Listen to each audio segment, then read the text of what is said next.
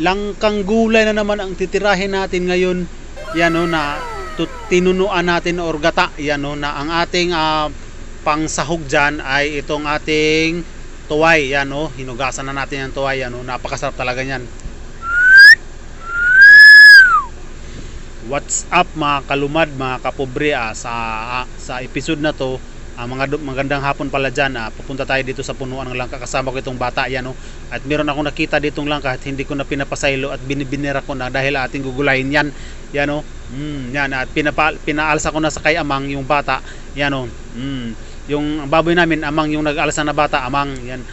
At pagdating dito yan, at binabalatan na natin, hindi ko na yan napakita pagbalat dahil ako na naman ang nagkameraman nito. At ito na yung nadala kong tuway kanina or lukan dahil hindi ko na nabidyohan kanina dahil malakas ang ulan.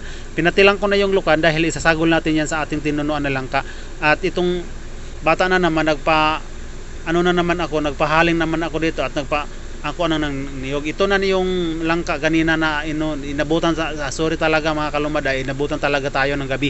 Ayan o, at pagkatapos ay ilalagay na natin at itatak ang dahil lalapuhan muna natin yan. Ito na yung bata dahil gabi na, nagabihan kami, ay pinakagod ko na siya ng niyog na binubuntan niya ganina. O yan o, pinakagod ko na. At pagkatapos yan, inablihan ko na, ay nagbukal-bukal na talaga yung ating baboy Amang or langka yan o. At ating dudunutin dahil para masarap, dudunutin talaga natin yan o. Yan o, dito lang tayo sa bukid yan. Pagkatapos natin na pagkakagod yan, ay tapos na pagkakagod yan, ay binutagan na natin ng tubig dahil ating kukumutin yan, pupugtain natin yung gata, yung katas niya yan. Napakasarap nito o. Yan, kukunutin para yan o. Yan o, gabi na talaga dito sa amin. Pagkatapos yan ay pinupugta ko na yan, sinasaraan na namin yan o. Sinasaraan. Yan. Ito na yung ating pangsahog at saka yung ating at hinuan ko na yung yan, santang nagpahaon tayo ay nakalimutan ko palang magsaing muna tayo dahil wala tayong kanin yan. Pagkatapos ito namang gamit na natin itong screen na ginagawa natin ng galing pa yun sa tinangkal ng manok, ay hinulaman ko muna dahil gagawin natin ng sara at hipusin natin yan dahil magamit pa yan sa sunod natin na pag-vlog. Yan, nagbubugha na ako ng kahoy dito, santang nagbubugha, naghihinlo na ako ng mga lamas dito. Ayat yan, hinaon ko na yung ating gulay at saka luto na yung ating kanin at hiniwa ko na yung ating mga lamas dyan. Yan o, napakasarap talaga itong ahos yan. Ating hiwain muna yan. Hiwain natin. Apil na itong luya yan. At ito na yung ating mga lamas, meron lang tayong magic sarap at oil.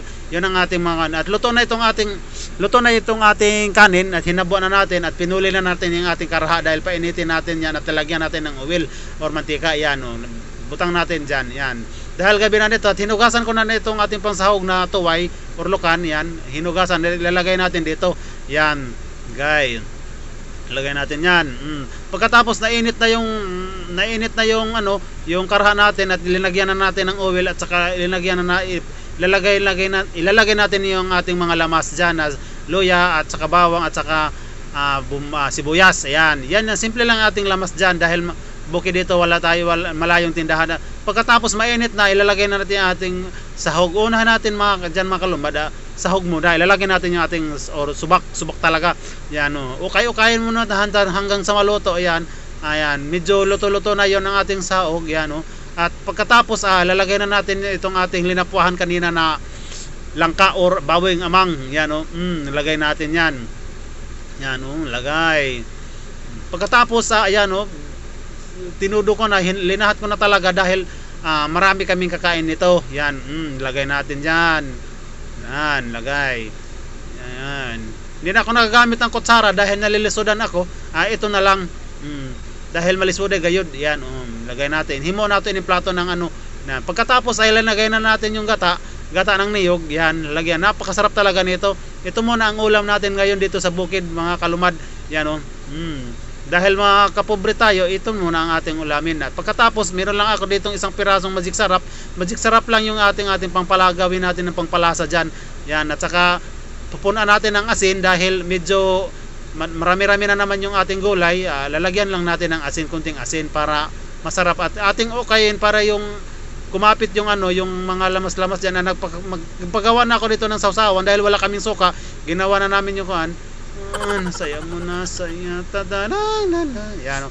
Pagkatapos yan tinilawan ko na at saka ito na yung ating kanin na luto na. Hinabo na natin yung ating kanin. Ito na talaga. Luto na talaga yung ating gulay na napakaraming gulay nito. Dito nag-sit up na ako dito ng lutuan yan dahil kakain na kami at ilagay ko na yung ating gulay na ano, yung ating gulayng langka or with lukan or tuway yan. Napakasarap talaga kumain dito pag dito ka kumain sa bukid mga kalumad yan. Pagkatapos diyan tinawag ko na yung mga kasamahan ko, yung mga bata blinibisan ko muna, nag-aampo muna tayo. Yan talaga, amen. Kain tayo mga kapobre, mga kalumad, kain. Kain, napakasarap. Napakasarap talaga nito ng gulayng langka. Kain dahil madilim na dito dahil hapit na alas 9. Tinawag ko na yung mga kasamahan ko dahil kakain na kami. Yan, dumating na yung isa. Yan, kumakain na talaga. Kain talaga. Yan, kain. Hangga't andito na lang ako mga kapobre, mga kalumad. Maraming salamat. Bye-bye, amping.